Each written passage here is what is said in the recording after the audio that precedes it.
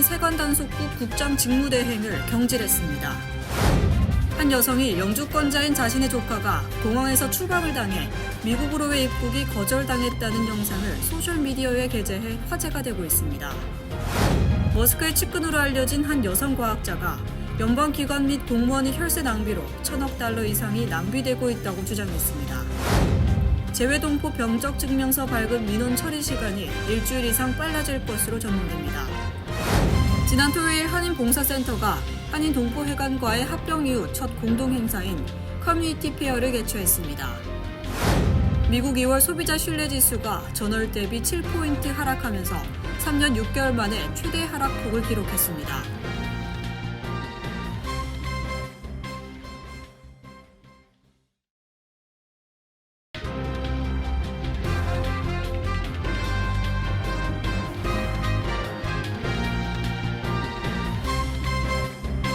시청자 여러분 안녕하십니까? KBTV 뉴스9 전상입니다. 도널드 트럼프 행정부가 칼렙 비텔로 이민세관 단속국 국장 직무대행을 경질한 것으로 밝혀졌습니다.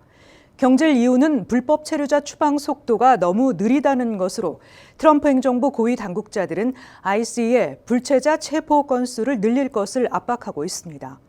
당국자들은 정부가 불체자 추방에 고삐를 쥐고 있어 앞으로 체포와 추방 인원은 증가할 것으로 보고 있습니다. 트럼프 행정부 고위 당국자들이 국토안보부 산하 불체자 단속 전담 기관인 이민세관 단속국 ICE에 불체자 체포 건수를 늘릴 것을 압박하고 있는 것으로 알려졌습니다. 트럼프 대통령은 앞서 1기 행정부에서 이민 정책을 담당했던 비텔로를 ICE 국장 대행으로 발탁했었습니다. 월스트리트저널에 따르면 정부 당국자는 ICE 지도부를 개편 중이며 곧 국장 직무대행을 발표할 예정입니다. 비텔로에 앞서 이달 초 다른 ICE 고위 공무원 2명도 해임됐습니다. 월스트리트저널은 한때 개별 지부의 하루 체포 목표치를 75건으로 제시하고 전국적으로는 하루 1,500건의 체포가 이루어져야 한다는 지시가 내려졌다며 하지만 체포 건수는 목표에 도달하지 못하고 있다고 밝혔습니다. 불체자 추방 인원도 전임 조 바이든 행정부 때보다 적은 상황입니다.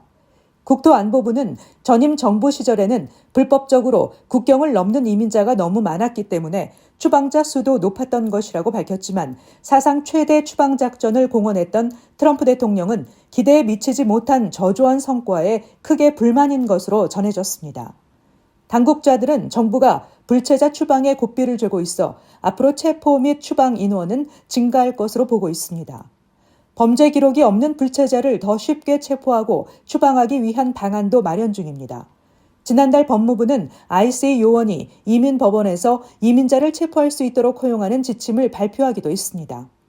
이와 함께 트럼프 행정부는 유명 방위 계약 업체로부터 대량 이민자 추방을 수행하기 위한 군사식 처리 캠프를 설립하라는 제안을 받은 것으로 알려졌습니다. 업체의 제안은 다양한 전략을 사용해 2026년 중간선거 전에 미국에서 불법 이민자 1,200만 명을 신속하게 추방하는 것을 목표로 합니다. 제안의 일환으로 계약업체는 일주일 이내에 가동될 수 있는 캠프를 건설하기에 적합한 군 기지 목록을 발표했습니다. 또 캠프 외에도 체포를 수행하기 위한 100대의 개인 비행기와 민간인으로 구성된 소규모 군대가 필요하다는 내용도 담고 있습니다. 한 여성이 영주권자인 자신의 조카가 공항에서 추방을 당해 미국으로의 입국이 거절당했다는 영상을 소셜미디어에 게재해 화제가 되고 있습니다. 이민 전문 변호사들은 영주권 포기 서류에 서명해 피해를 보는 영주권자가 급증하고 있다며 자신의 권리를 제대로 알 것과 내용을 이해할 수 없는 서류에 함부로 서명하지 말 것을 조언했습니다. 길현민 기자의 보도입니다. 한 여성이 소셜미디어 틱톡에 올린 영주권자 추방 관련 영상이 수백만 조회수를 기록하며 화제가 되고 있습니다. 추방을 당했다는 영상 속 주인공은 자신의 조카가 간호학을 공부하는 영주권자로 라오스에서 미국 LA로 돌아오는 길이었지만 영주권을 뺏긴 뒤 입국하지 못했다고 말했습니다. 그녀는 공항 세관단속국 직원들이 조카를 붙잡고 영주권을 압수했다며 단속 직원들은 미국 영주권을 받은 지 2년이 안 된 상태에서 미국을 떠나면 재입국이 불가능하다고 말했다고 주장했습니다. 한 이민 변호사는 I-407 서류에 서명하면 영주권자로서의 권리를 포기하는 데 동의하는 것이라며 절대 서명해서는 안 된다고 강조했습니다. 또한 공항 내 세관 직원들은 영주권 포기를 요구할 권한은 없으며 신원 파악, 영주권 상태 확인 및 소지품에 대한 질문만 할 수 있습니다. 일반적으로 영주권자는 최대 180일 동안 해외여행이 가능합니다. 하지만 일부 여행객들이 미국으로 재입국 시 I-407과 같은 문서에 서명할 것을 요구받고 있는 것으로 확인됐습니다. 특히 미국으로 재입국하는 영주권자 가운데 언어 장벽이 있거나 변호사의 도움 없이 혼자 신문을 받을 경우 절박한 상황에 내몰려 서류 내용을 이해하지 못한 채 영주권 지위 포기각서에 서명하는 경우가 발생하고 있습니다.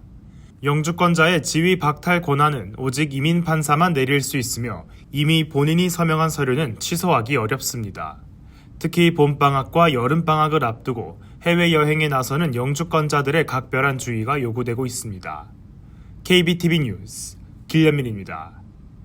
일론 머스크가 이끄는 정부 효율부가 연방정부 직원 대규모 해고를 통해 혈세 낭비를 막겠다고 주장하고 있습니다. 이런 가운데 머스크의 측근으로 알려진 한 여성 과학자가 연방기관과 공무원의 혈세 낭비로 $1,000억 이상이 낭비되고 있다고 주장하고 나섰습니다. 주현우 기자가 전해드립니다. 일론 머스크와 연관이 있는 한 여성 데이터 과학자가 어제 언론사 인터뷰를 통해 연방정부 산하기관 및 연방 공무원들에 의해 $1,000억 이상의 혈세가 낭비되고 있다고 주장했습니다.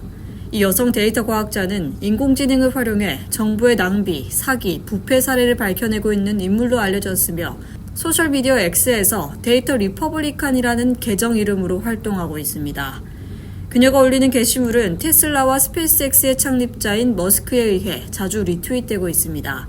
청각 장애인으로 알려진 해당 여성은 얼마나 많은 혈세가 낭비되고 있다고 생각하냐는 질문을 받자 크게 한숨을 쉬며 $1,000억 이상으로 추정한다고 말했습니다. 그러면서 자신이 밝혀낸 연방정부 산하기관 또는 공무원들의 부패 사례가 특정 정당에만 국한되는 것이 아니라며 초당적인 혈세 낭비가 이뤄지고 있다고 강조했습니다. 해당 여성 과학자는 과거에 머스크와의 친분으로 인해 협박을 받은 적이 있는 것으로 알려졌으며 선글라스를 쓴 채 인터뷰를 진행했고 실명을 공개하지 않았습니다. 인터뷰 도중 이 여성 과학자는 분명히 말하지만 저는 일론 머스크와는 아무런 관계가 없으며 정부 효율부를 지지한다고 말했습니다. 한편 머스크의 도치 프로젝트는 최소 $1조 연방 지출을 삭감한다는 목표로 강력하게 단행되고 있습니다. 연방 정부 직원 대상 대규모 해고 작업을 벌이고 있는 머스크의 반발에 정부 효율부 소속 공무원 21명도 집단으로 공동 사직서를 제출한 것으로 전해집니다. KBTV 뉴스 주현우입니다. 재외동포청이 재외동포청, 병무청 시스템 연계를 통해 병적증명서 발급 체계를 개선한다고 발표했습니다. 이에 따라 재외동포 병적증명서 발급 민원 처리 시간이 기존 열흘 이상에서 이틀 내외로 일주일 이상 빨라질 것으로 전망됩니다. 그동안 해외에 있는 재외동포의 병적증명서 처리 기간은 10일 이상 걸리는 등 불편이 컸습니다. 지방병무청, 동포청, 재외공간 등 여러 기관이 내부 공문을 통해 진행했기 때문입니다. 다만 공동인증서, 금융인증서 등을 통해 본인 인증이 가능한 일부 재외동포는 정부 24에 접속해 발급이 가능했었습니다. 이런 애로 해소를 위해 동포청과 병무청이 개선 방안을 협의해온 결과 동포청 통합전자행정 시스템과 병무청 병무행정 시스템을 연계해 신속한 민원 처리가 가능하도록 연계 시스템을 구축했습니다. 따라서 민원 처리 기간이 대폭 단축됐으며 행정 효율성도 한층 높아질 것으로 기대됩니다.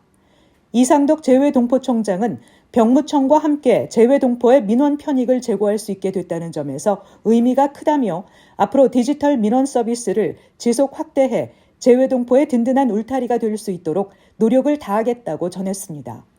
김종철 병무청장도 병역 이행자들의 편익 증진을 통해 병역의 가치가 존중받는 사회 분위기 확산에 최선을 다하겠다고 밝혔습니다.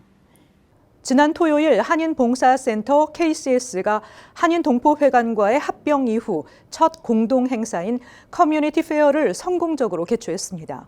KCS 김명미 회장은 앞으로도 다양한 프로그램으로 한인 커뮤니티 발전을 위해 힘쓰겠다고 소감을 밝혔습니다. 주현우 기자가 전해드립니다. 이번 커뮤니티 페어는 KCS와 KCC의 합병 이후 처음 공동으로 개최한 행사로 테너플라이의 KCC 한인 동포 회관에서 열렸습니다. KCS는 포트리, 팰리세이즈 파크, 레오니아 사이를 2시간 간격으로 도는 셔틀버스를 운영하여 더 많은 사람들이 참여할 수 있도록 접근성을 높였습니다. 오전 9시부터 시작된 행사는 450명 이상의 한인 및 지역 주민들로 발길이 끊이질 않았고 총 $10,000 이상의 수익을 거두며 큰 성공을 거뒀습니다. 한국 전통시장을 연상시키는 활기찬 분위기의 행사장에선 군고구마, 해물파전, 잔치국수 등 다양한 음식과 함께 신선한 과일 및 제품들을 합리적인 가격에 만나볼 수 있었습니다. 또 행사를 방문한 참가자들은 투호, 공기놀이, 딱지치기, 제기차기 등 한국 전통놀이를 즐기고 무료 즉석 스티커 사진을 촬영하는 등 다채로운 문화체험을 즐겼습니다. 한편 KCS 김명미 회장은 이번 합병으로 더 많은 한인들이 다양한 혜택을 받을 수 있을 것으로 기대한다고 말했습니다. 지금 현재 클래스도 늘려야 될 거고요.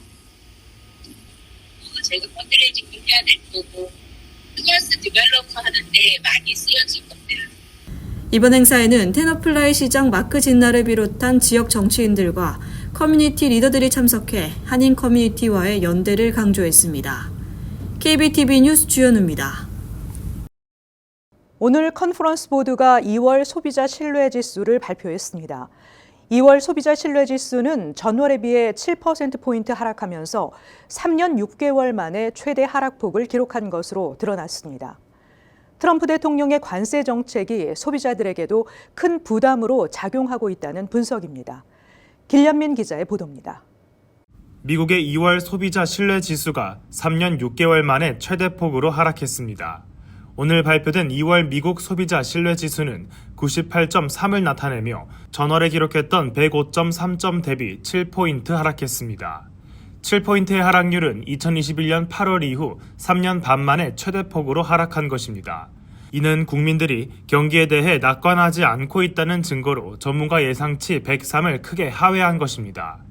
오늘 소비자 신뢰지수를 발표한 컨퍼런스 보드는 특히 사업과 고용시장에 대한 기대지수가 9포인트 넘게 하락하면서 72.9를 기록했다며 이는 소비자들은 경기에 대해 부정적으로 전망하는 것을 의미한다고 전했습니다. 전문가들은 노동자들이 인플레이션으로 물가가 오른 상태에서 트럼프 대통령의 관세 정책으로 인해 소비자들이 타격을 입을 것을 우려하고 있는 것으로 파악된다고 전했습니다. 한마디로 트럼프 대통령의 관세 정책이 상대국뿐만 아니라 미국 내 소비자에게도 걱정거리로 자리 잡고 있다는 분석입니다. 이 같은 소비자 신뢰지수 하락은 트럼프 관세 정책에서 부담을 안겨줄 것으로 보입니다. 또 연방준비제도가 향후 금리를 인하할지 동결할지 고심 중인 상황에서 관세 부과에 따른 물가 상승 우려가 높아지고 있습니다. 특히 소비자들은 계란 가격 급등으로 인해 제빵, 제과 관련 가격이 줄줄이 상승하면서 소비 심리도 위축되고 있는 것으로 드러났습니다. KBTV 뉴스 길련민입니다. 메트로폴리탄 교통공사 MTA가 공개한 데이터에 따르면 교통 혼잡료 프로그램이 시작된 지난달 5일부터 1월 31일까지 MTA는 기존 예상치보다 약간 부족한 금액인 4,860만 달러를 징수했습니다. 지난달 수입 중 약 68%는 승용차, 20%는 택시와 앱 기반 공유 차량으로부터 발생했으며 나머지는 트럭, 오토바이 등 기타 차량으로부터 나온 수입인 것으로 전해졌습니다.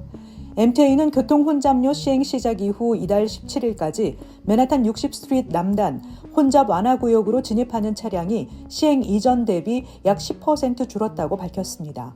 한편 캐시 호컬 뉴욕주지사는 지난 21일 교통 혼잡료를 폐지하라고 지시한 도널드 트럼프 대통령을 만나 교통 혼잡료 프로그램의 이점에 대해 설명한 것으로 전해졌습니다.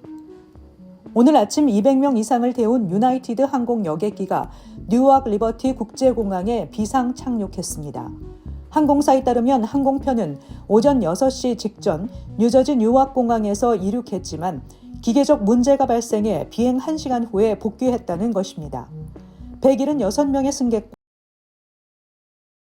757-200은 당시 라스베거스의 해릴리드 국제공항으로 향하고 있었습니다. 기아가 13만 7,256대 차량을 리콜한다고 밝혔습니다. 로이터에 따르면 도로교통안전국은 해당 차량에 쓰인 피스톤 오일 링이 잘못 제조됐을 수 있다며 엔진 손상으로 이어질 우려가 있다고 밝혔습니다. 리콜 대상 차량은 2021년에서 2023년형 셀토스와 소울 계열 모델이라고 전했습니다. 교통안전국은 이번 리콜이 판매업자들을 통해 검사를 진행하고 필요시 엔진을 교체하고 피스톤링 소음 감지 시스템 관련 소프트웨어를 무료로 설치하는 방식으로 진행될 것이라고 밝혔습니다. 뉴욕주가 지난해 여름부터 시작한 취약 연령대 자녀가 있는 저소득층 가정 식량 지원 프로그램 서머 EBT 프로그램의 접수를 받고 있습니다. 서머 EBT 카드는 자녀 1인당 매달 $40씩 3개월 동안 총 $120가 충전되며 푸드 스탬프, 메디케이드 수혜자 등 일부 적격 가정에는 자동 지급됩니다. 이 조건에 해당하진 않지만 소득 수준이 연방 빈곤선 185% 이하인 저소득층 가정은 별도로 신청이 필요합니다. 프로그램 신청은 9월 3일까지 가능하며 서머 EBT 카드는 지급 후 122일이 지나면 만료됩니다. 잠시 후 커뮤니티 브리핑을 전해드립니다.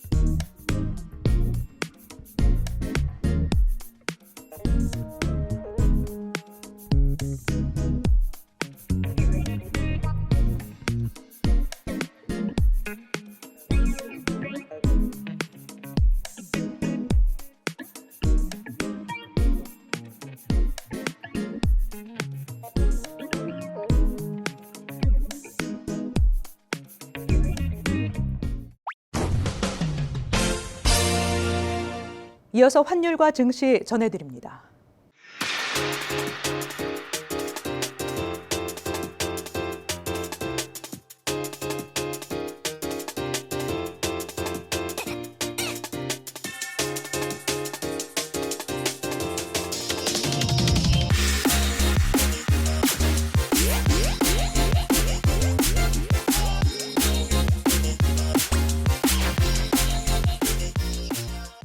잠시 후 뉴욕과 뉴저지 날씨 전해드립니다.